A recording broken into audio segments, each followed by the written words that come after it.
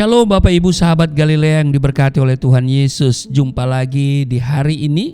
Apa kabarmu? Saya berharap dan berdoa Bapak Ibu semuanya dalam keadaan yang baik-baik saja. Amin. Sehat-sehat saja dan tidak kekurangan sesuatu apapun. Amin. Kita bersyukur Tuhan sudah bawa kita sampai pada hari ini. Dan ternyata Tuhan begitu baik, sungguh baik, sangat baik. Amin. Karena itu mari kita mau baik sama Tuhan. Kita mau hampiri kekudusannya. Kita mau dengar firman-Nya. Mari kita berdoa. Segala puji kemuliaan hanya bagimu Bapa di dalam nama Tuhan Yesus. Dikuduskanlah namamu, datanglah kerajaanmu. Jadilah kehendakmu di bumi seperti di surga. Kami datang di hari ini. Kami bersyukur. Terima kasih atas penjagaan dan penyertaan Tuhan di sepanjang malam dalam istirahat tidur kami. Engkau telah berikan kami kekuatan baru untuk kami boleh bangun di hari ini. Kami percaya rahmat-Mu selalu baru, tidak ada habis-habisnya. Dan karena itu hati kami senantiasa terpaut kepadamu. Kami bangga punya Allah di dalam Yesus Kristus.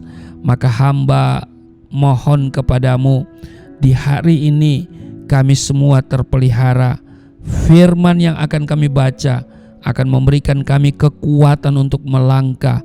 Firman yang kami dengar akan memberikan kami semangat untuk kami menghadapi segala masalah yang kami jumpai di hari ini. Kami percaya ada jalan keluar, ada kemenangan yang Tuhan sediakan bagi setiap kami.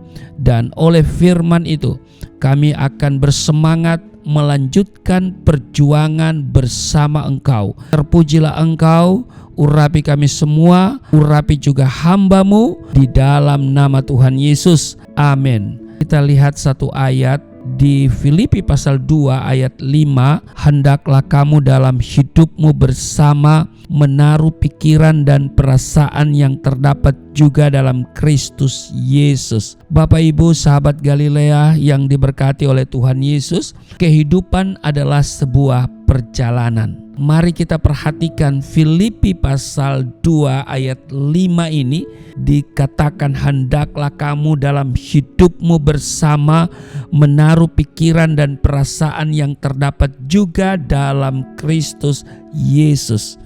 Tahukah saudara bahwa satu-satunya pikiran dan perasaan Yesus Kristus adalah bagaimana menyelamatkan manusia yang berdosa. Karenanya kalau kita lihat prioritas hidupnya adalah memberitakan Injil. Dia yang adalah Allah rela melakukan kenosis, yaitu mengosongkan diri, mengambil rupa seorang hamba menjadi sama dengan manusia. Dia merendahkan diri dan taat sampai mati, bahkan sampai mati di kayu salib. Itu di Filipi pasalnya yang kedua pada ayat 6, 7 dan 8. Nah, Bapak Ibu, saudara-saudara sahabat Galilea yang diberkati oleh Tuhan Yesus, pikiran dan perasaan yang sama itulah hendaknya kita miliki sebagai umat Tuhan. Membawa orang kepada jaminan kepastian keselamatan yang hanya ada di dalam Yesus Kristus melalui pekabaran Injil. Kita masing-masing diberi tanggung jawab yang sama, yaitu menyelesaikan amanat agung Tuhan Yesus.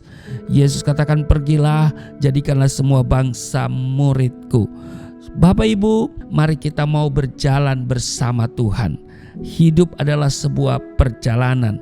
Apakah kita berjalan bersama dengan Tuhan di tahun ini? Nah saudara, ini yang perlu kita perhatikan. Apakah benar kita mau berjalan bersama Tuhan?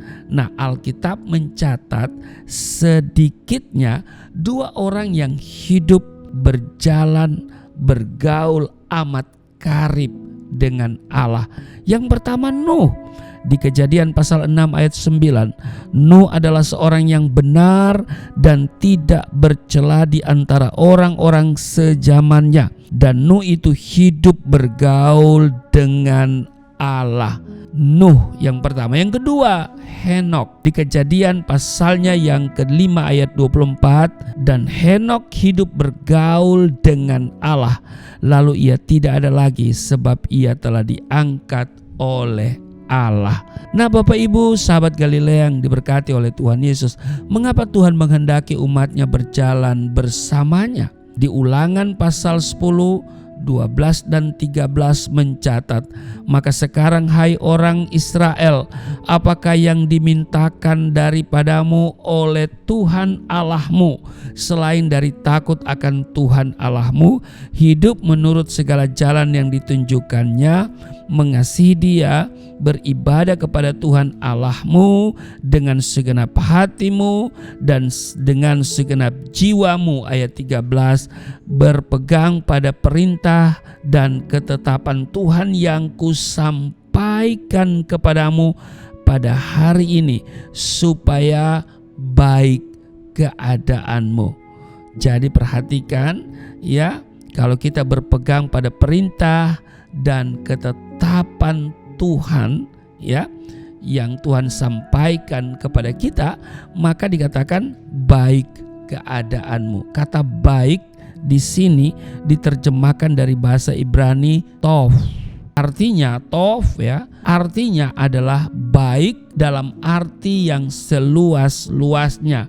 Baik ya, tapi juga bisa indah, tapi juga bersukacita, berbahagia, bermoral baik, baik secara ekonomi, dan kemudian berhasil. Ini dia kata baik yang dimaksud di sini, berpegang pada perintah dan ketetapan Tuhan yang kusampaikan kepadamu pada hari ini, supaya baik keadaanmu. Jadi baik itu indah juga bisa, bersukacita, berbahagia, moralnya baik, juga secara ekonomi, dan kemudian berhasil. Nah, di 3 Yohanes pasal 2 di sana dicatat begini, aku berdoa semoga engkau baik-baik dan sehat-sehat saja dalam segala sesuatu, sama seperti jiwamu baik-baik saja. Dalam bahasa Yunani, kata baik-baik adalah eudo, yang berarti beroleh pertolongan di perjalanan, berhasil mencapai, berhasil dalam usaha, berkelimpahan dalam perjalanan. Itu arti baik-baik yang diterjemahkan dari kata eudo. Itulah yang Tuhan kehendaki kita alami dalam hidup ini sampai kita tiba di ujung perjalanan. Ya kan? Ya, hidup ini adalah sebuah perjalanan. Sampai kita tiba di ujung perjalanan, kita dalam keadaan yang baik-baik saja. Ya kan? Baik-baik di sini yaitu berhasil mencapai keberhasilan dalam usaha dan berkelimpahan dan seterusnya dan seterusnya. Baik-baik saja. Nah, berhenti atau mundur tidak akan membawa kita menjadi pribadi kuat dan menjadi gereja yang sempurna, menjadi mempelai Kristus, apalagi mencapai tujuan akhir surga nan mulia dan kekal. Itu sebabnya kita harus terus berjalan bersama Tuhan. Di Ibrani pasal 12 ayat 1 dan 2, karena kita mempunyai banyak saksi bagaikan awan yang mengelilingi kita, marilah kita menanggalkan semua beban dan dosa yang begitu merintangi kita, dan berlomba dengan tekun dalam perlombaan yang diwajibkan bagi kita. Ayat 2, marilah kita melakukannya dengan mata yang tertuju kepada Yesus yang memimpin kita dalam iman dan yang membawa iman kita itu kepada kesempurnaan, yang dengan mengabaikan kehinaan tekun memikul salib ganti sukacita yang disediakan bagi kita yang sekarang duduk di sebelah kanan tahta Allah. Jadi dalam berjalan bersama Tuhan, jangan pernah mundur. Sekali Yesus, tetap Yesus. Filipi pasal 3 ayat 16, tetapi baiklah tingkat pengertian yang telah kita capai, kita lanjutkan menurut jalan yang telah kita tempuh. Kita melangkah maju dan kita tetap berlandaskan pikiran dan perasaan yang terdapat juga dalam Kristus Yesus, seperti yang tertulis di Filipi pasal 2 ayat 5. Dan kita melanjutkan perjuangan kita menurut jalan yang telah kita tempuh, ya, yang telah kita tempuh di dalam Kristus, tentunya dengan mata yang tertuju kepada Yesus, yang dengan mengabaikan kehinaan, ya kan, tekun memikul salib, ganti sukacita yang disediakan bagi Dia yang sekarang duduk di sebelah kanan tahta Allah. Puji Tuhan. Bapak Ibu, kesulitan dan masalah pasti kita jumpai karena Alkitab mencatat hari-hari yang kita lalui adalah hari-hari yang jahat dan sukar. Itu merupakan dinamika dalam kehidupan. Karena itu jangan menghindar, ya. Yang penting adalah bagaimana mengubah kesulitan bahkan kesedihan menjadi kemenangan. Itu yang paling penting, ya. Alkitab mengajarkan beberapa hal, antara lain kalau kita lihat di Mazmur pasal 126 pada ayat 5 dan 6, orang-orang yang menabur dengan mencucurkan air mata akan menuai dengan bersorak-sorai. Orang yang berjalan maju dengan menangis sambil menabur benih pasti pulang dengan sorak-sorai sambil membawa berkas-berkasnya. Jadi saudara, sekali lagi saya mau tekankan bahwa kesulitan dan masalah pasti akan kita jumpai karena Alkitab sudah mencatat hari-hari yang kita lalui adalah hari-hari yang jahat dan sukar. Tapi ingat, itu merupakan dinamika dalam kehidupan. Karena itu jangan menghindar, saudara, ya. Yang penting adalah saya katakan tadi, bagaimana mengubah kesulitan bahkan kesedihan menjadi kemenangan. Dan Alkitab memberikan kita resep. Yang pertama yang kita sudah baca tadi di Mazmur 126 ayat 5 dan 6, berjalan. Artinya jangan sampai kesulitan atau kesedihan menghentikan langkah perjuangan kita. Langkah perjuangan yang sudah kita lakukan di hari-hari yang sudah kita lewati, di tahun yang sudah kita lewati, yaitu apa? Berdoa, membaca Alkitab, beribadah, bekerja dan lain-lain. Setiap hari saya menemani Bapak Ibu, ya, dan jangan pernah saudara kendor, ya. Tetap lakukan, berjalan, bangun dan berjalanlah. Jangan berhenti, jangan pernah berhenti berdoa, jangan pernah berhenti baca Alkitab, jangan pernah berhenti mendengarkan tayangan Sahabat Galilea. Nah, kita terus berjalan, itu resep yang diberikan oleh Alkitab. Yang kedua, berjalan maju.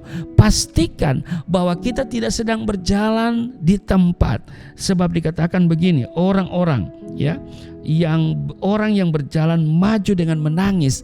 Jadi berjalan maju, pastikan saudara bukan jalan di tempat, apalagi jalan mundur atau jalan kayak kepiting ke kiri dan ke kanan, saudara, tapi saudara berjalan maju. Amin.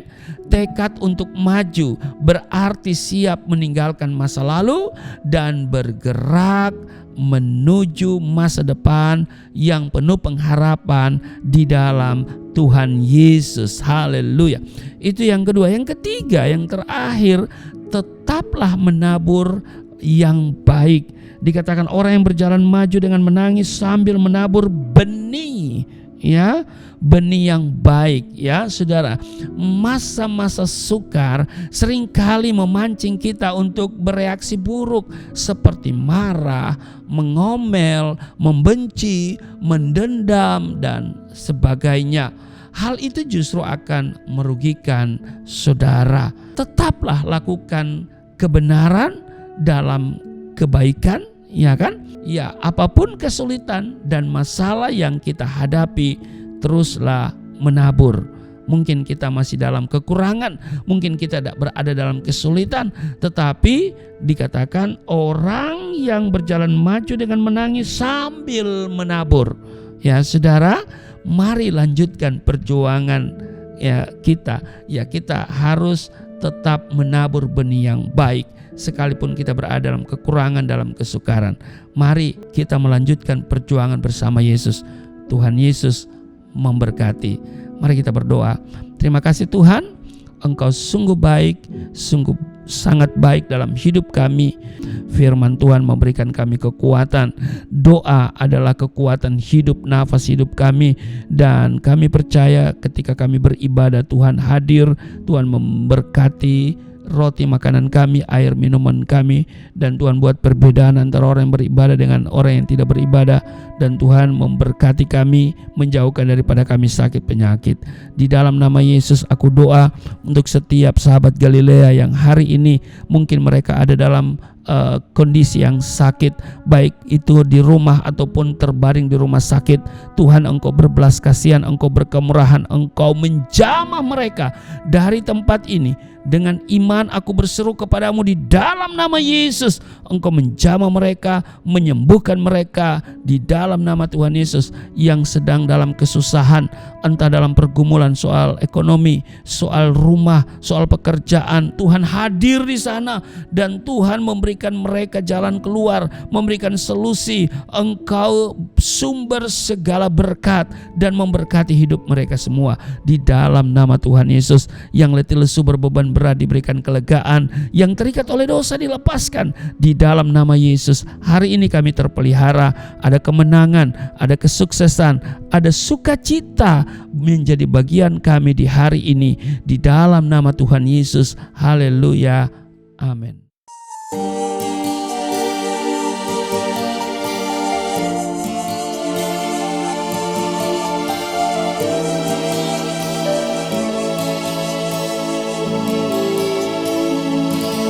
Bapa kami yang di surga, dimuliakanlah nama-Mu. Datanglah kerajaan, jadilah kehendak-Mu di bumi seperti di surga.